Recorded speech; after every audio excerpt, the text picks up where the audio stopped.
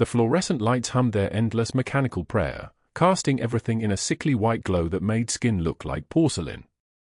Laura Bennett moved through the ICU at Oak Creek Memorial with a kind of invisibility that only came from being forgettable, which was exactly how she preferred it.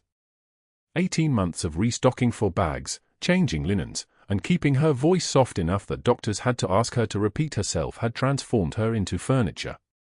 Necessary furniture, but furniture nonetheless. She was on her 4th unit of saline when she heard the commotion at Bay 7. Wheels squeaking against tile. Multiple voices calling out vitals. The specific urgency that meant a fresh admission, something acute, something that would keep the attending physicians orbiting the bed for hours. She didn't turn to look. Didn't need to. Laura had learned long ago that the best way to survive in a place like this was to be the person no one noticed moving through the background.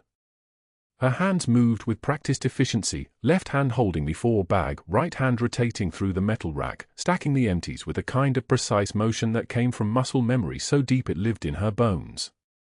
The scar that ran from her left temple into her hairline caught the harsh light as she tilted her head, an old mark from a place she'd trained herself not to think about. Kandahar felt like a dream now, something from another life, another woman. The woman in scrubs with the grey-streaked hair pulled into a tight bun was not that woman anymore. That woman had held a rifle. That woman had commanded 53 Marines through the worst night of their lives. That woman had the calluses on her hands to prove it, though she now used those hands to carry medicine instead of ammunition. Laura finished her restocking and turned toward the supply closet, her canvas shoes squeaking softly against the polished floor. That was when Dr. Marcus Hargrove swept past her like she was a breeze, not a person. He moved with the kind of absolute certainty that only came from a man who had never been questioned, never been challenged, never had to wonder if he belonged somewhere. 2 residents trailed behind him like satellites caught in his gravity, already nodding before he spoke. "Let's assess," Hargrove said, his voice carrying the kind of casual authority that made people move faster. He was tall, too tall, the kind of tall that made him duck slightly entering doorways. His suit was charcoal gray, expensive in a way that screamed old money rather than Dr. Money. Gold watch. Class ring from somewhere prestigious. Everything about him broadcast that he had never struggled for anything in his life. Laura filed back into the corridor, the empty 4-rack balanced against her hip. She could see into Bay 7 without being obvious about it, just a nurse passing through with work to do. The patient was male, dark hair matted with what looked like sweat and hospital efficiency. Ventilator tube. Multiple fall lines. Paralysis written across his still form like a diagnosis before any chart could confirm it. Her feet stopped moving. The chart was hanging on the outside of the bed, and she could see the name from where she stood. Could see it clearly enough to read every letter. Captain Marcus Reed. United States Marine Corps. 42 years old. Combat-related spinal cord injury. Unresponsive. The room seemed to tilt slightly, not in a way that would show on anyone's monitor, but in a way that Laura felt in her chest. In the careful control of her breathing. In the sudden awareness of every scar on her body, every place where she'd been broken and learned to not show it. Marcus Reed. Captain Marcus Reed. The same man who had taken command of the 3rd Battalion unit when their previous CO had been rotated out. The same man who her son had called the best officer I've ever served under, Mom. No bullshit, just competence and humanity. The same man who had sent her a handwritten note after her son's legs stopped working, after the IED took him from the field and sent him home to a life of physical therapy and quiet rage. That was 7 years ago. She had burned that letter in her kitchen sink rather than keep evidence of a life she was trying to bury. Hargrove was already assessing, his voice moving through the standard ICU language like he was reading a menu he'd memorized years ago.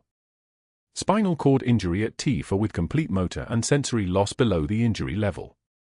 No response to verbal stimuli. No response to painful stimuli. What's the plan? One of the residents, a young woman with dark circles under her eyes that suggested she'd been awake for at least 36 hours, spoke carefully. We have him stable on the vent. Neuroconsult recommended conservative management, monitor for complications. He's paralyzed, so nothing, Hargrove said, and there was something in his voice that made Laura's hand tighten on the fore-rack. We manage comfort care until the family decides what to do. These cases are expensive, and Mr. Reed here is going to be expensive for a very long time. Weeks in ICU alone, then long-term care facility. I want daily assessments. If there's no change, no improvement, we start talking realities with the family. Understood? The residents nodded. Neither of them looked particularly convinced, but neither of them was going to argue with the chief of staff in the middle of the ICU where everyone could hear them make the mistake of disagreeing. Laura turned away and walked back toward the supply room, but her feet carried her automatically, muscle memory driving her body while her mind stayed in Bay 7, staring at the man whose voice she could still hear giving commands over radio static. Whose command had possibly saved her son's life once, before the IED took the choice away from everyone involved. The supply closet was cool, organized with the kind of obsessive efficiency that marked it as her space. Shelves of gauze, bandages, medication stacked in perfect rows. And at the far end, on the top shelf behind a stack of extra blankets, the brown paper package. She'd kept it there for 18 months, ever since she'd started at Oak Creek. Kept it wrapped, kept it hidden, kept it like a secret she was ashamed of. Laura pulled a chair over and climbed up carefully. She was 51 years old, still strong, but caution was a habit that ran deeper than she was willing to examine. The brown paper crinkled as she lifted the package down. Her hands didn't shake. That was important. That was the whole point of the last 18 months. No trembling. No breaking. No letting anyone see the cracks that ran through her like foundation damage. She unwrapped the paper slowly. The boots inside were unmistakable.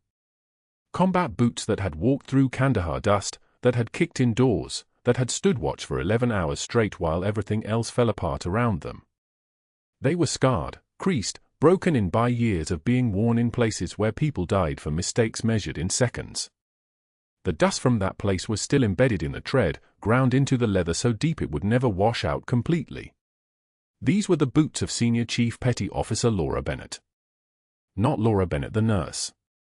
Not the invisible woman in shapeless scrubs who kept her voice soft and her head down. The chief. The one they'd called Ghost, though never where anyone could say it out loud. She stood there in the supply closet, holding the boots like they were a person she'd lost a long time ago, and she let herself remember. Just for a moment. Just long enough to feel the weight of it. Then she rewrapped them, climbed back down, and returned them to their shelf. Behind the blankets. Hidden. Where they belonged. But something had shifted in the fluorescent-lit silence of the supply room. Something that made the careful distance she'd built between Laura the nurse and whoever she used to be feel suddenly, dangerously thin. 18 months of invisibility had just become complicated. The morning staff meeting at Oak Creek Memorial began like all the others, fluorescent panels casting that institutional pallor across the conference table, the smell of lukewarm coffee mixing with the antiseptic tang of hospital air. Laura sat in the back row, hands folded in her lap, the way she'd perfected over 18 months of deliberate invisibility. Dr. Marcus Hargrove stood at the head of the table, expensive watch catching the light, his suit the kind that cost more than Laura's monthly rent. He was discussing bed allocation, resource optimization, the language of medicine stripped down to accountancy. His eyes moved across the room and found her. Held. Some nurses don't understand resource allocation, he said, his voice carrying the particular contempt of a man accustomed to being obeyed without question. He wasn't looking at his notes anymore. He was looking at Laura. Captain Marcus Reed. Unresponsive. Paralyzed from the waist down. Prognosis suggests minimal recovery potential. A pause. A smile that didn't reach his eyes. That bed space could serve patients with higher likelihood of meaningful outcome. ICU beds at Oak Creek run roughly $4,000 per day per patient. That's $28,000 a week for a patient who likely won't walk again. Who likely won't regain consciousness. He let that number hang in the air like a blade. I've already consulted with administration. The recommendation is going to be compassionate discharge, palliative care at home with hospice support. Laura's jaw tightened. Not enough to be visible to anyone watching carefully, but enough that she felt it. Enough that her hands, those hands that had held pressure bandages against sucking chest wounds in places with names like Sanjin Valley and Helmand Province, stayed perfectly still. "He deserves a fighting chance, Doctor," she said quietly. Her voice came out soft, deferential, exactly the voice of someone no one had ever heard before. The voice of someone designed to be forgotten. "Captain Reed is only on day 2. Patients can improve significantly with proper care and time." Hargrove's smile widened. He turned to the 2 residents sitting near him, Dr. Chen, ambitious and debt-ridden, Dr. Patel, who'd transferred here specifically because Hargrove had mentored someone at her medical school. Both of them tensed, reading the air the way predators read wounded prey. "I'll make you all a wager," Hargrove said, his tone taking on the easy confidence of a man who had never lost a professional gamble. $50 says our little mouse here quits within a week. She's too soft for real medicine. Too invested in stories instead of statistics." He glanced at Laura, and his eyes held something cold beneath the charm. "Too much heart, not enough spine. Isn't that right?" The residents laughed nervously. One of them, Chen, said, "I'll take that bet, sir." Laura didn't respond. She simply gathered her papers and stood, excused herself from the meeting with a quiet nod. Around her, the conversation resumed. No one watched her leave. No one ever did. But Hargrove watched. That afternoon, the cafeteria was crowded, nurses from the morning shift, orderlies, residents grabbing lunch between rounds. The smell of industrial food service hung heavy in the air, something tomato-based, something fried, the metallic undertone of stainless steel warming trays. Laura sat alone at the far table, her own tray in front of her, fork moving food around a plate without much conviction. She wasn't really eating. She was thinking about Kandahar. About Captain Reed's voice on a radio frequency she wasn't supposed to know existed. About her son's emails describing a commander who would take a bullet for any of his men. "Still here, mouse?" Hargrove's voice came from directly above her. He wasn't in scrubs, he was still in his suit, sleeves rolled to the elbows in that performative casualness that meant he was about to do something he'd rehearsed. Laura looked up at him, and for a moment their eyes met. His were calculating. Hers were steady as a surgical laser. He swept his arm across her tray with the theatrical flourish of a man who'd planned the gesture carefully. The tray went flying. Food scattered across the white tile floor, spattering against Laura's scrubs in burgundy streaks of what might have been gravy or might have been something darker. The fork clattered and rang like a small bell. The entire cafeteria seemed to pause, the way predator-prey dynamics always announce themselves through a sudden absence of noise. Everyone was watching now. Laura took one measured breath through her nose. The kind of breath you take before detonation, before impact, before the world changes. Her vision seemed to narrow to exactly the size of Hargrove's face, and somewhere in her peripheral she was aware of the sound, the tray hitting tile, the collective inhalation of witnesses, the fluorescent lights buzzing with their mechanical indifference. A single tear escaped from the corner of her left eye. Not from fear. Not from shame.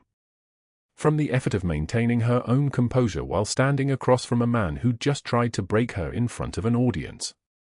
She wiped the tear away without breaking eye contact. "That's mine to clean," she said quietly, kneeling down to gather the scattered remnants. Her hands moved with practiced efficiency, muscle memory from fieldwork, from crises, from situations where broken things had to be managed with precision and speed. She placed everything back on the tray, stood, and held it in front of her like evidence. Hargrove was already walking away, back toward the executive corridor, satisfied with his performance.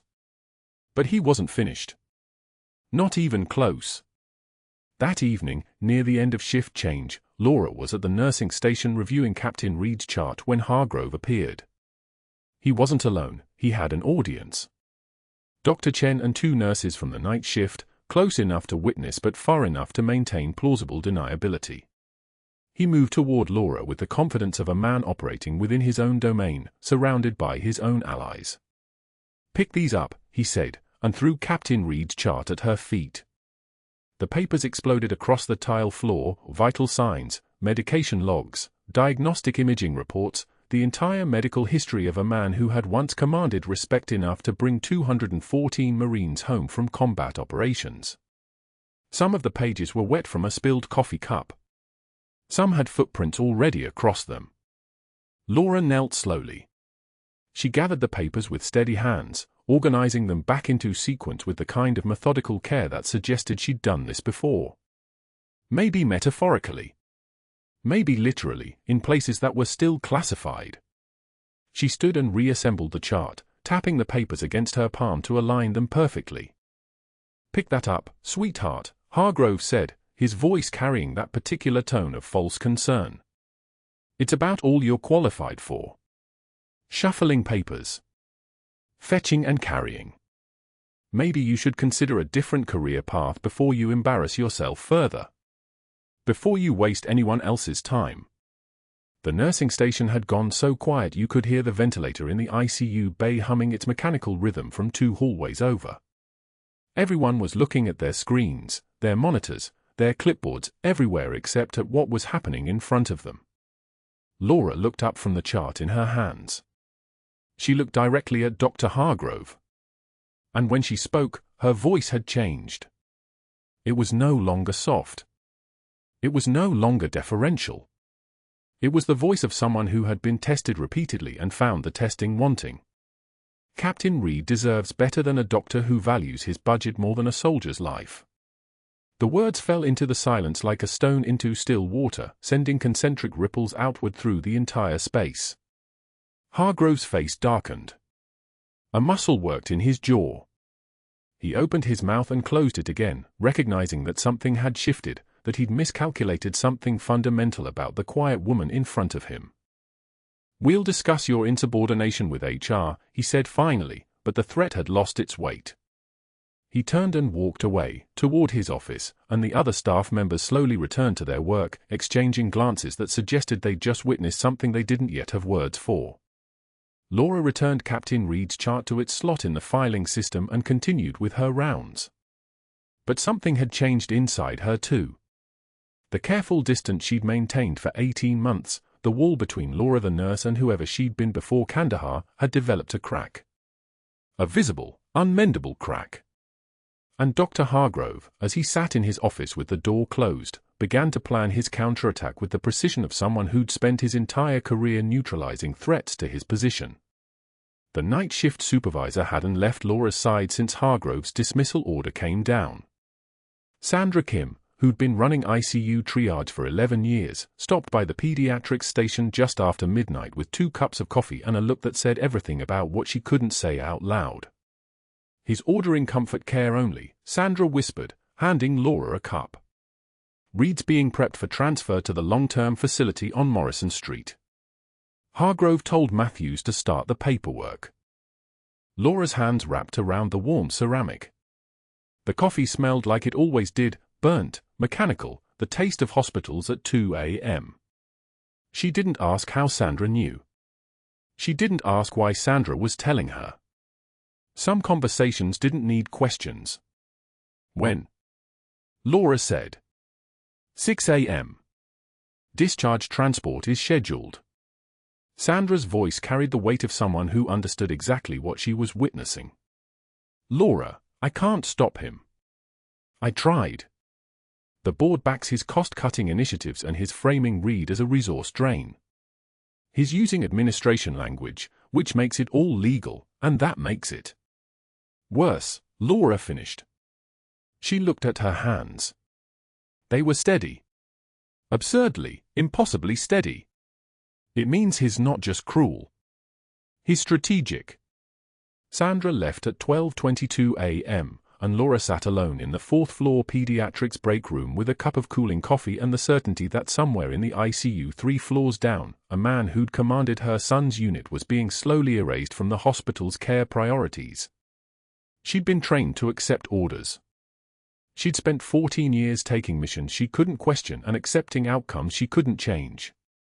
But that version of Laura, the one with the rank and the security clearance and the weight of command, was supposed to be buried under this nurse's uniform, hidden behind the quiet nurse who restocked for bags and kept her head down. The coffee went cold. She didn't drink it. At 6:22 a.m., before her shift officially started, Laura Bennett changed clothes in the locker room. She kept her scrubs on, the teal ones with the tiny stain near the hem from a patient bleed last month. Her badge hung around her neck where it was supposed to. To anyone watching the security cameras in the hallway, she was just another nurse arriving early. What no one could see was that her movements had changed. Her posture was different. The way she walked, it was the same way she'd moved through the corridors of FOB Shankenhelm and Province, aware of every exit, every potential threat, calculating sight lines and response times. She went to the ICU anyway. The third-floor corridor hummed with the sound of machines keeping people alive. Ventilators wheezed their mechanical rhythms. Heart monitors beeped their steady reassurance. The fluorescent panels above cast everything in that particular hospital whiteness that made it impossible to tell if it was 3 a.m. or 3 p.m. Laura moved through it like she belonged there, which, technically, she didn't, not anymore. The nursing station had 3 people at 6:24 a.m., a resident she didn't recognize, a nurse named Marcus who'd started last month, and Sandra, who was finishing her night shift and immediately made eye contact with Laura in a way that was perfectly, carefully neutral. Sandra didn't nod. She didn't acknowledge her. But her eyes held Laura's for exactly 1 second, which was the equivalent of saying, "I saw nothing." Laura's ID badge would still open the medication room. She knew the code to the locked chart cabinet because those codes were posted inside every supply closet and changed once a year, always on the same date. What she was about to do was flagrantly against protocol. What she was about to do was going to create a paper trail. What she was about to do was the opposite of invisible. But Captain Marcus Reed's vitals, his heart rate, his blood pressure, his respiratory rate, the subtle cyanosis developing around his mouth that no one else seemed to notice, those vitals were information, and information was survival. She moved to the corner patient room, the one with the window that looked out over Denver's skyline. The sun was just starting to bleed orange at the horizon. Reed lay exactly where he'd been when she'd last seen him 46 hours ago, and the change in him was immediate, visible, terrifying. His breathing was shallow. The skin around his lips had taken on that faint blue tint that meant his oxygen saturation was dropping. His respiratory rate had climbed from the baseline 16 that it had been on day 1 to 22, maybe 24. Laura didn't have a pulse oximeter in her hand, but she didn't need one. She could see it. "Captain," she said, speaking low, speaking directly, speaking like someone who'd given orders in hostile territory. "Can you hear me?" There was no response. But there was something in the quality of his breathing, a catch, a slight rhythm disruption, that suggested consciousness somewhere underneath the sedation. Laura pulled his chart from the foot of the bed. Her hands didn't shake as she reviewed the last note from Dr. Matthews. "Comfort care only. Transfer to hospice-level facility. Morphine drip increased. Supplemental oxygen discontinued per physician order. Disconnected oxygen. From a man whose lungs were drowning and whose brain was already starving for it." Laura photographed the chart with her phone. One picture of Matthews's order. One picture of the vital signs from the last 4 hours. One picture of Hargrove's scrawled notation at the bottom, PT stable for discharge. No acute deterioration noted. But that wasn't the worst part. The worst part was that Hargrove had written it at 10 p.m., hours before he would have actually examined the patient.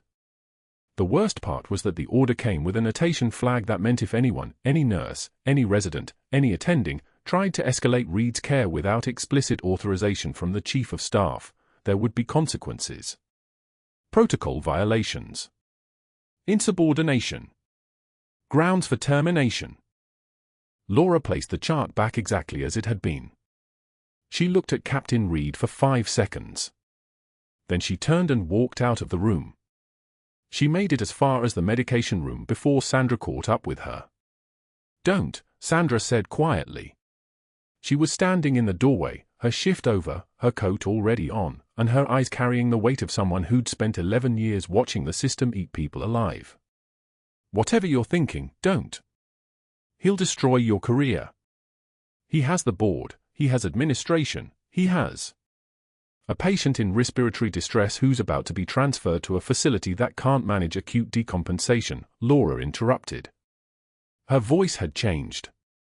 It had dropped. It sounded like someone who wasn't asking permission. That patient will arrest within 6 hours of transfer. He'll die in a van on the highway because the transport team won't have the equipment to handle a tension pneumothorax. And Hargrove knows that. He knows exactly what he's doing. Sandra's face went pale. You can't prove that. I don't need to prove it, Laura said. I need to document it. She held up her phone. And I need to make sure that when his body leaves this hospital, there's a record that someone who cared enough to look, saw what was happening. The board will cover it. The family will accept the narrative. But there will be a record. There will be evidence. And when the time comes, and it will come, that evidence will matter. The fluorescent lights hummed above them like they always did, indifferent to the weight of what was being said. Sandra stood in the doorway for a long moment, silhouetted against the hallway lights, and then she stepped aside. I was never here, Sandra said. Never here, Laura confirmed. She spent the next hour in the hospital's secure medical records office, requesting and photographing every page of Captain Reed's file. His admission vitals. His imaging results, CT scans of his spine showing the complete paralysis, MRI of his brain showing the trauma pattern. His surgical notes from the field hospital in Kandahar. And then the Denver notes. The early assessments. The improving neurological markers that no one seemed to be paying attention to because the cost of his care had already been deemed unacceptable by the administration. By 8 a.m., Laura had enough documentation to prove that Captain Reed's condition was actively deteriorating and that the transition to comfort care was not medically indicated. She had photographs of orders written without current patient examination. She had timestamps that proved Hargrove had signed off on transfer protocols without ever walking into the patient's room. She had evidence of negligence, of protocol violation, of a physician making care decisions based on cost rather than condition. And she had exactly 47 minutes before the transport team arrived to move him. At 8:13 a.m., Laura returned to the pediatrics ward where she was technically assigned. Her shift supervisor, Patricia Webb, was already looking for her. Where the hell have you been? I have for isolate cases that need for access, Anne. I need to make a phone call, Laura said quietly. Medical record review. It's going to take 20 minutes. I'll be in the break room. Patricia didn't argue. She just waved Laura toward the back, already turning to assign the cases to someone else. Laura locked the break room door and pulled out her phone. She had 2 numbers memorized from her previous life, numbers that were supposed to be disconnected, erased, sealed in files that hadn't been accessed in 4 years. The first number was for the hospital's patient advocate department. The second was for the Colorado Department of Health and Human Services, specifically the division that handled complaints against medical professionals. She called both, in order, leaving messages that detailed everything. Captain Marcus Reed, ICU patient, admitted with acute spinal cord injury. Deteriorating respiratory function documented and ignored. Care orders being modified not based on clinical assessment but on cost analysis. Physician bypassing standard protocol for escalation of care. She documented the physician's name, the hospital's name, the date and time of each order. Then she waited. The transport team showed up at 9:07 a.m. Laura watched from the 4th floor window as they wheeled the stretcher toward the ambulance bay, as they loaded Captain Reed into the van, as the vehicle pulled away from Oak Creek Memorial toward the long-term care facility on Morrison Street. The morning sun caught the edges of the van, made it gleam like something that should carry hope instead of just quiet endings. At 9:34 a.m., her phone buzzed. An email from the patient advocate department confirming receipt of her complaint. At 10:11 a.m., another buzz. The State Health Department requesting an immediate quality review. Laura changed back into her regular clothes in the locker room. She went to her locker and opened it. The combat boots were still there, still wrapped in brown paper, still smelling faintly of desert sand and diesel and a version of herself that was supposed to be dead. She didn't take them out. She just looked at them. Her shift supervisor would look for her eventually. Dr. Hargrove would probably already have ideas about what came next. But in this moment, standing in front of a locker that contained the only remaining evidence of the woman she'd been, Laura Bennett made a decision that would change everything. She closed the locker and walked out of Oak Creek Memorial's employee entrance at 10:56 a.m. She drove home through Denver traffic, past the neighborhood she'd been hiding in, past the ordinary life she'd been building. And she waited for the phone to ring. The third morning arrived like any other at Oak Creek Memorial, fluorescent lights casting their pale interrogation across the ICU. Laura had been monitoring Captain Reed's room every 90 minutes, her shifts extended through administrative oversight and her own refusal to leave. She'd been running through the numbers since 4 a.m., respiratory rate climbing from 16 to 22 breaths per minute, his oxygen saturation drifting downward despite the 2 liters of supplemental oxygen humming through his nasal cannula. The cyanosis was deepening around his lips, a faint bluish tint spreading like watercolor on expensive paper. Subtle. Too subtle for most nurses to catch. But Laura had seen this pattern before. In Kandahar. In the field hospital at FOB Shank. When the body was failing and time was collapsing. She pressed her stethoscope against his left anterior chest wall. The breath sounds were absent, not diminished, not quiet, but completely gone. And when she palpated his right chest, the asymmetry was unmistakable. The chest wall wasn't rising evenly. The left side lagged behind the right, as if the lungs underneath had given up trying. She checked her watch, 8:36 a.m. Dr. Hargrove's rounds wouldn't begin until 11 o'clock. She could escalate this now or wait for bureaucracy. She chose escalation. Laura walked to the nursing station, her badge clipped to her scrubs, her movements economical and precise. She dialed Hargrove's extension. His secretary, Patricia, who'd worked at the hospital for 19 years and knew exactly which conversations mattered, answered on the first ring. Dr. Hargrove's office. Patricia, this is Laura Bennett, RN in the ICU. Captain Reed in 412 is showing signs of respiratory compromise. I need Dr. Hargrove to evaluate him. Now. He's in clinic. Can't be interrupted until. Now, Patricia. The line went silent. Then Hargrove's voice, sharp as surgical steel, cut through the line. Bennett. What is this? It wasn't a question. It was a challenge. Captain Reed's respiratory rate is elevated at 22. Oxygen saturation dropping. Absent breath sounds on the left. Chest wall asymmetry. He needs evaluation. Hargrove's laugh came through the phone like a door slamming. His condition is expected deterioration. We discussed comfort care protocols. You're reading normal decline as crisis. It's what happens when a patient is on the path toward. Respectfully, doctor, this isn't decline. This is acute decompensation. I'm not coming up there for a nurse's anxiety. Continue the palliative protocols. That's an order. The line went dead. Laura stood motionless at the nursing station. Charge nurse Kim was reviewing medication schedules 2 stations over. Dr. Matthews was documenting in a patient's chart. No one had heard the conversation except her. No one knew that Hargrove had just ordered her to stand by while a patient deteriorated. No one knew that the medical order she'd just received contradicted every clinical instinct screaming inside her chest. She set the phone down. Her hands were steady. Her breathing was controlled. But something inside her, something that had been dormant for 18 months, stirred awake. Captain Reed's monitor alarmed at 8:53 a.m. Laura was at his bedside in 4 seconds.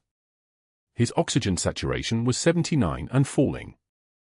His heart rate had spiked to 136, compensating for the oxygen debt his body couldn't overcome. His neck veins were distended and pulsing, and when she looked at his trachea, she saw it, the deviation shifted to the right, as if something was pushing his windpipe away from the left side of his chest. Tension pneumothorax. Air in the pleural space, accumulating with each breath, compressing the lungs and pushing the mediastinum toward the functioning side. A collapsed lung. A hemorrhaging airway. A patient hours away from cardiac arrest if nothing changed. The monitor shrieked. SpO2 was 72. Laura didn't call for help. There was no time for help to arrive. Help was 11 floors below in the clinic, refusing to answer his phone. Her hands moved on their own. Muscle memory. The kind of memory that lives in the nervous system, encoded in 1,000 hours of trauma medicine under fire, under pressure, under the weight of knowing that hesitation meant death. She grabbed a 14-gauge angiocath needle from the crash cart, the same gauge used for emergency decompression because the larger the catheter, the faster the air could escape. She found the anatomical landmarks, second intercostal space, mid-clavicular line, just below the clavicle where the ribs are thin and accessible. She prepped the skin with alcohol swab, the chemicals smell sharp and familiar.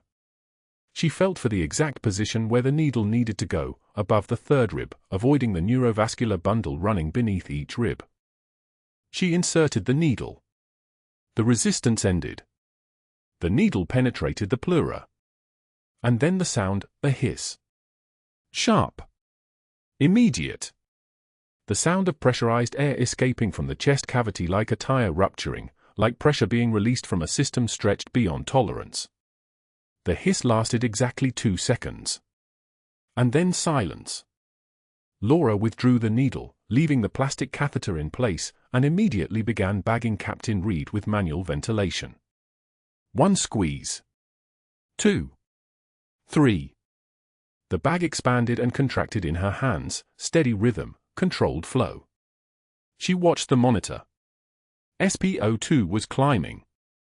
72, 76. 81, 88. His color was returning, the cyanosis around his lips fading like morning fog under sun. His heart rate dropped from 136 to 118, his body recognizing that oxygen was flowing again, that the crisis was passing. The code team burst through the door at 8:56 a.m., 30 seconds after the hiss of decompression. Dr. Matthews stopped in the doorway. His eyes moved from Captain Reed's stabilized vitals to the catheter in the patient's chest to Laura's face. Bennett. How did you? Tension pneumothorax. Second intercostal space, mid-clavicular line. Needle decompression with 14 gauge. His stable for transport to the OR for chest tube placement. Dr. Matthews stared at her for a second that felt like an hour. Then he nodded once, sharply, and moved to the patient's bedside to assess the catheter placement. The code team scattered like startled birds, getting oxygen higher, hanging units of blood, calling surgery to alert them of an incoming emergency. Laura stepped back. She set the manual ambibag on the bedside table. She looked at her hands. No tremor. No shake. Just the steady hands of someone who had done this before, who had trained for this, who had been waiting 18 months for the moment when the quiet nurse would have to become something else entirely. But that wasn't the worst part. Dr. Hargrove arrived at 8:58 a.m. He entered Captain Reed's room just as Dr. Matthews was giving the surgical team the handoff, just as the transport team was preparing the stretcher. Hargrove saw the catheter. He saw the monitor. He saw Laura standing against the far wall, her scrubs pristine, her face neutral as a lake at dawn.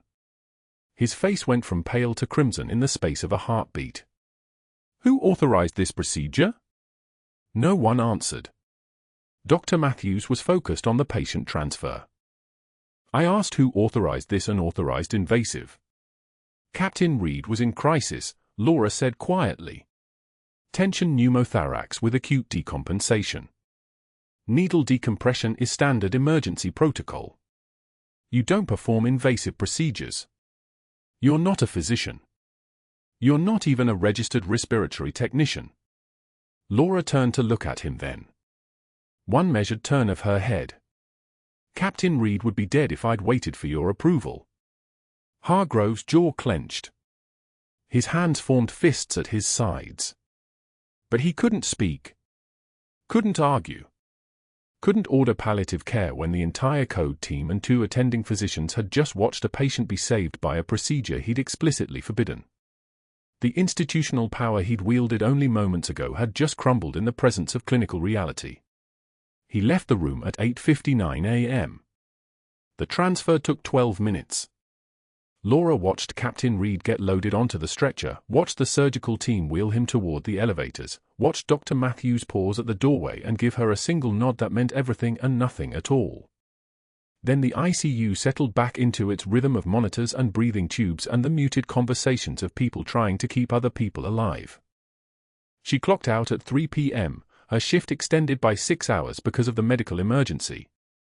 She didn't shower. Didn't change clothes. Just walked to the parking garage where her 2009 Honda Civic sat in slot 47, pale blue and ordinary and completely forgettable, exactly as she'd planned. The phone call came at 3:38 p.m. while she was sitting in traffic on I-70, heading west toward the mountains. It was Charge Nurse Kim. Laura, there's an investigator here. From administration. He's asking to review your personnel file and your access logs for the past week. Laura didn't respond immediately. She knew what was coming. Hargrove couldn't attack her competence, the code team would testify. He couldn't challenge the procedure, it was textbook emergency medicine. But he could challenge her authorization. Her credentials. Her right to be in that room at all. He could make the question of how she knew what to do become the narrative. He could turn her save into her crime. Laura? Are you there? I'm here. Tell them I'll cooperate completely. But she drove home instead. She packed a bag that evening, 2 changes of clothes, her laptop, the photocopies she'd made of every hospital file related to Captain Reed's care, and from the bottom of her bedroom closet, a small wooden box containing a tarnished silver coin stamped with an anchor and trident. A naval warfare device. A symbol. She didn't look at what else was in the box. She'd spent 18 months not looking. At 7:15 a.m. the next morning, Security Officer Tom Brennan was waiting in the hallway outside her apartment with a cardboard box in his hands. Laura Bennett. She opened the door. I have your termination paperwork and personal effects from your locker. Hospital has concluded its investigation into unauthorized medical procedures conducted without proper credentialing or physician supervision. Effective immediately, you're terminated for cause.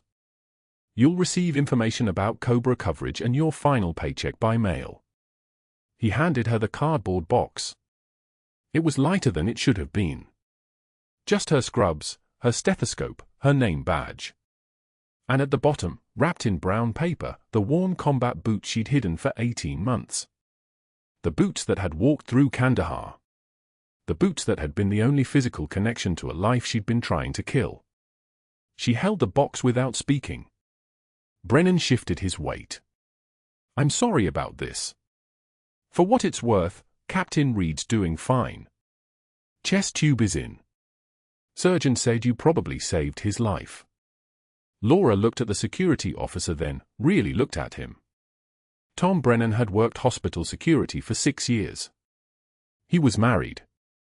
Had 2 kids in elementary school. Drove a 2015 Ford F-150. Lived in the suburbs.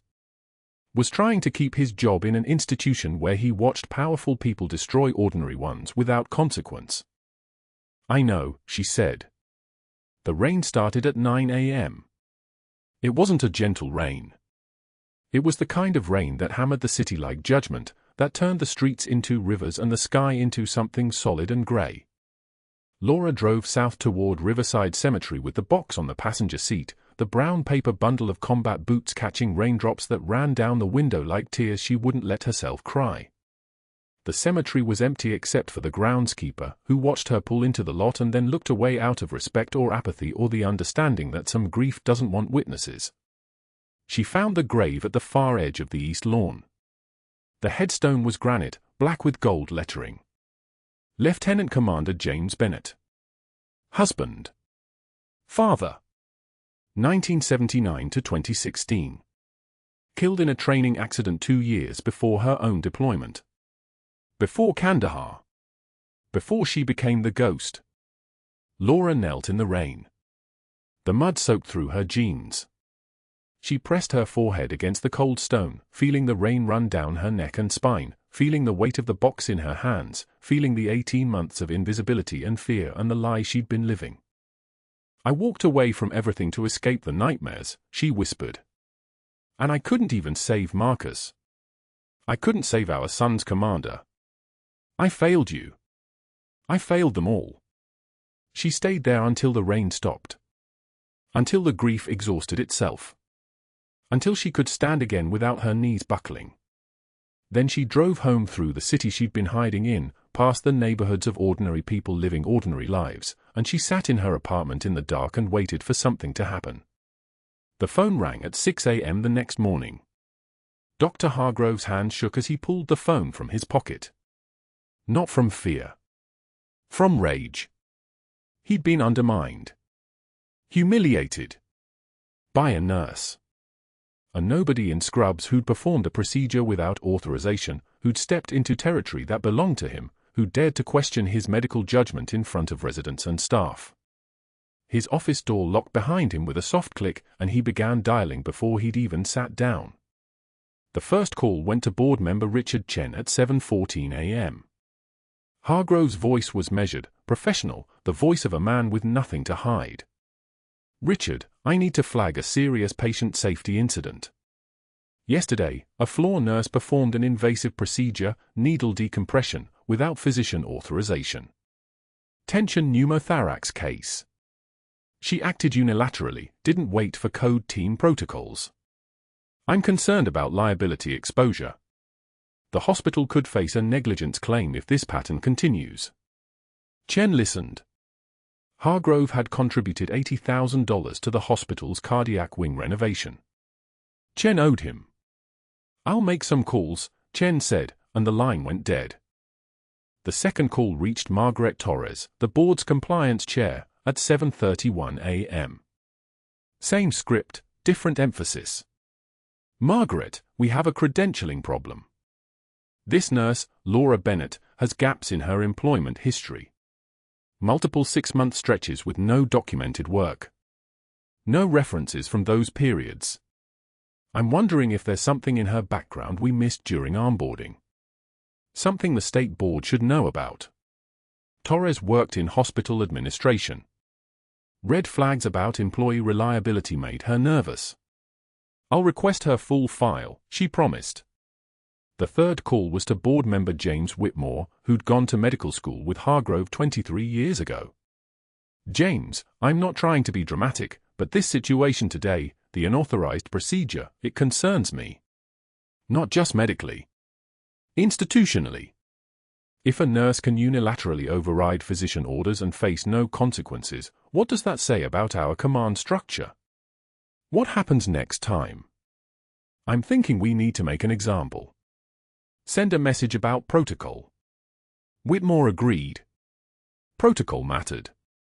Structure mattered. And Hargrove had always been someone worth protecting. By 8:56 a.m., Hargrove had made one final call to an external consultant, a hospital investigator named Patricia Vaughn who worked on contract for medical institutions across Colorado. I need a full review of an unauthorized invasive procedure performed by nursing staff. Captain Marcus Reed, ICU, yesterday morning. The procedure may have violated multiple protocols. Can you have a preliminary report within 24 hours? Vaughn's fee was $3,200 per day.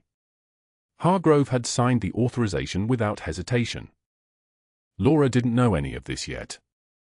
She'd gone home after being escorted from the building, the cardboard box heavy in her hands, her combat boots wrapped in brown paper at the bottom like contraband.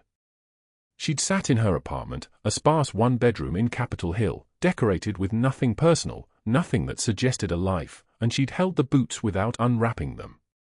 18 months she'd kept them. 18 months of silence. And in one 3-minute procedure she destroyed the careful architecture of her invisibility. At 9:15 a.m., Dr. Vaughn arrived at Oak Creek Memorial and began her review. She pulled Captain Reed's chart from 3 days prior. She reviewed the triage notes, the vital signs progression, the order for palliative care written in Dr. Hargrove's hand at 11:27 p.m. She pulled the code team logs. The needle decompression had been documented at 6:22 a.m. Needle, gauge size, location, result. All of it professional. All of it correct. All of it, Vaughn noted with clinical precision, the kind of intervention that would have taken hours of advanced training. But Hargrove's narrative was compelling. Unauthorized. Reckless. Outside of scope. By 2:51 p.m., security had Laura's personnel file. By 3:15 p.m., Administrator Gordon was reading Vaughn's preliminary findings. By 3:06 p.m., security received new instructions. Laura's phone rang at 4:02 p.m. while she was staring at the ceiling in her apartment, a uniform still in a bag by the door, unwashed, smelling of antiseptic and failure. "Ms. Bennett, this is Tom Brennan from hospital security. I'm in the lobby of your building. I need you to come down." His voice was apologetic. Tom was one of the good ones. They both knew why he was there. 20 minutes later, she stood at the security desk in the hospital basement while Tom placed a cardboard box on the counter. The same box she'd carried out that morning. Her belongings, returned. Her badge, deactivated. A termination letter, signed by Administrator Gordon and countersigned by 2 board members.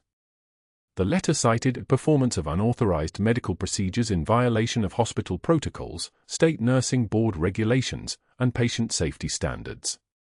It cited failure to maintain professional boundaries. It cited liability concerns and institutional risk. The combat boots were at the bottom, still wrapped in brown paper. Laura picked up the box without speaking. Tom's jaw was tight. "For what it's worth," he said quietly, "Captain Reed's asking for you. Every few hours. He's asking for Senior Chief Bennett." Laura's hands froze. The box pressed against her chest like a weight. She didn't respond. She turned and walked toward the parking garage, each step deliberate, controlled, the kind of walk that revealed nothing, not the screaming in her head, not the feeling of the ground collapsing beneath her, not the sudden understanding that the only thing she'd built in 18 months of exile was the perfect setup for obliteration. She drove north toward Riverside Cemetery in a fog. The Denver afternoon was bright, indifferent, the kind of clear October day that made suffering seem obscene in its contrast. Her husband's grave was in the older section, where the headstones were weathered and the trees grew thick. James Bennett. Beloved husband and father. Lost in a training accident, 2015. He'd been 34. Rain started as she stood there. Not the forecast rain, the sudden autumn rain that swept in without warning. It soaked through her scrubs. Still in scrubs, she realized she'd forgotten to change, and plastered her hair against her face. She pressed her forehead against the cold granite of his headstone, and the words came out in a whisper so quiet the rain almost swallowed them. "I walked away from everything to escape the nightmares, James. All those years overseas. All those operations. All those things I can't tell anyone about. I thought if I became nobody, if I kept my head down, if I just helped people in a quiet way, the ghosts would stop. That Danny would stop hating me for leaving. That you'd forgive me for surviving." Her voice cracked on that last word. "And I couldn't even save Marcus. He commanded Danny's unit. He ordered the convoy that got hit. And when I finally had the chance to save his life, I did it, and they fired me for it. I failed you. I failed them all." The rain was relentless now, streaming down the granite, pooling at the base of the stone. Laura stayed there for 17 minutes. She would remember that number with perfect clarity later, with her forehead pressed against a man dead for 9 years and her hands holding a cardboard box containing the only proof that she'd ever been more than invisible. Her phone rang at 5:48 p.m. as she was driving home through the rain, wipers struggling against the downpour. Unknown number. She almost didn't answer. Almost let it ring into voicemail. But something, muscle memory, instinct, the trained part of her that still responded to anomalies, made her press the button. Mom. Her son's voice. Steady but urgent. Mom, I'm at the hospital. Captain Reed woke up. Fully conscious. He's been asking for you non-stop. He wants to tell you something. And Mom, there's someone else here. From the Navy. They're asking questions about your employment records. About why you left active duty 8 years ago. They know something happened in Kandahar. They know your rank. Laura's hands didn't shake on the wheel. Her breathing didn't accelerate. But something shifted in her chest, a door opening that she'd welded shut so carefully it had taken 18 months of conscious effort to forget it existed. I'm 15 minutes away, she said. Her voice was different now. Lower. Harder. The voice of someone who'd stopped pretending to be ordinary. Tell Captain Reed I'm coming. And tell whoever's from the Navy that I'll answer their questions when I get there. All of them. The rain hammered the windshield like distant gunfire, and Laura Bennett drove back toward Oak Creek Memorial, back toward the thing she'd been running from since the day she'd first hidden those combat boots in her locker, back toward the impossible place where her two lives were about to collide with the force of a detonation that would reshape everything. The box of her belongings sat on the passenger seat. The combat boots pressed against her thigh. And somewhere in the building ahead, Captain Marcus Reed was conscious and waiting. The hunt was over. The reckoning was about to begin. If you've ever felt overlooked, underestimated by someone who didn't know who you really were, you need to subscribe to this channel because we tell stories about the quiet ones, the ones everyone passed over, the ones who turned out to be carrying legends. Like, comment, and tell us, have you ever been judged by your surface and proven wrong? We want to hear your story.